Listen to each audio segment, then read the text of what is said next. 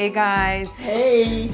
it's Penny and Tasha again for Penny's 2 Cents, and we're here today to talk to you about the workplace, but we're going to focus on Employers this time. Right, employers preparing for the interview, because we talked about employees preparing for the interview, but I can tell you from experience, employers do not prepare historically. As an average, yeah, they don't. Do not prepare unless they're a large company and they have a department that does this. But typically, employers are just, I don't know, Tasha, desperate, usually, desperate to get good people like you, hopefully. And so what we put together today, specifically what we want to talk about, are the things that employers struggle with when they're getting ready for an interview. Yes. Or more importantly, I guess we're going to talk about first the challenges that employers have been facing, because unemployment is historically very, very low right now. Right. Well, they say it's very low. Right, but we right. know a lot of people not working, so it's the retention. That's it. The retention is not good. is really, really tough. You know, people are not staying at the jobs, they're jumping. I mean, people are jumping all the time. But what we wanted to talk about specifically to the employers today is what challenges are you facing in finding and keeping employees for your business? I think one of the things is that they're finding that the people that they're hiring really can't do what the job description actually states. Well, they can't do the job, but the question then is, did you folks write a good detailed job description? I think that's really important, because if your job description is not accurate and detailed enough, then people are just going to, they're going to definitely apply for the job, not really know what the job is. So the other thing too is that employers that we've spoken to, right, Tasha? Yes. People are not even showing up on time, or they're not showing up at all. Yeah, or they call too often. Absolutely. So they're spending so much time on the phone. Employees are asking to leave early. They're doing so many things even when they get the job. So these are some of the things that we hear. So what we're going to talk about is how can you prevent hiring a bad employee? How much, Tasha, how much would you say it costs when you hire a bad employee? How much does it impact the business? Well, it impacts the business at least 25%. I don't know.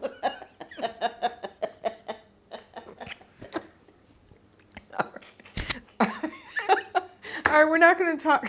All right, we're not going to talk percentages, but we do know from experience, from what we've heard from our employers, once you onboard somebody, you bring them on, you put them onto your payroll, you put them onto your insurance, and then they don't work out, it costs them a fortune.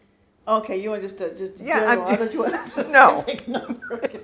Because I know that It costs more for an employer to hire someone, fire someone, and then even re-advertise and rehire. It costs them more than having somebody there for maybe a year. that works out. Yeah, I mean, it's just crazy. I mean, when I worked for Coca-Cola, which was my career when I was younger, I made 2 really, really bad hires. Really bad hires. One, I was so desperate for somebody to come to work with me, for me, on my team, that this guy that I interviewed, he was like the greatest interview person ever. I mean, he said all the right things, he did all the right things, and I was like, you know what? You're hired. It was one of the worst hires I ever made. This kid just did not work out at all. So after a week, I identified that this was not going to work out for my team, and I remember calling HR and going, you know what?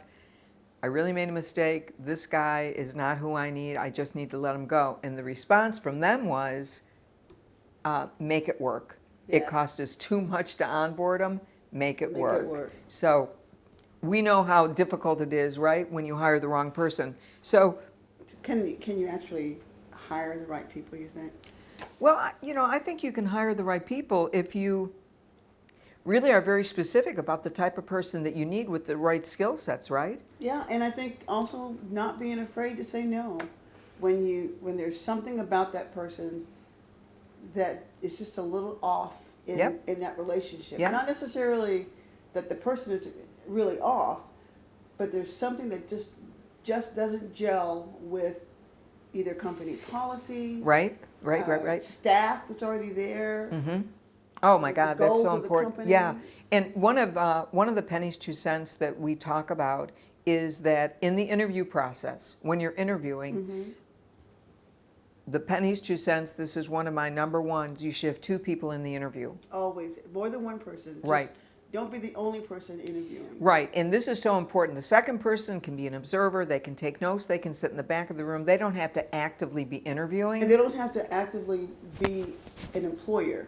I mean, they don't have to be someone that can actually hire. Just someone to Correct. give you that feedback. Right, because you might, the person may walk out of the interview and then you'll be able to say to somebody, what did you think? Mm-hmm. And you'll be able to bounce that off somebody and they may say, you know what?